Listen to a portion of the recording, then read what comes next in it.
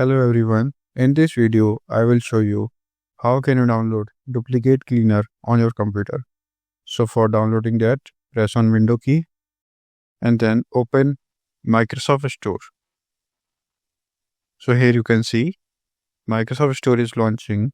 So now here on the search bar, search here duplicate cleaner. So just wait for it.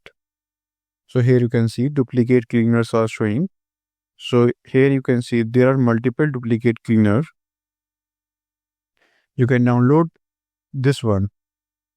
This has better rating and better to use, or can say better UI. So by clicking on get, you can download it. So here you can see I have clicked on get. So this will take a few seconds to download. So this is how you can download duplicate cleaner on your computer. I hope this video is helpful for you.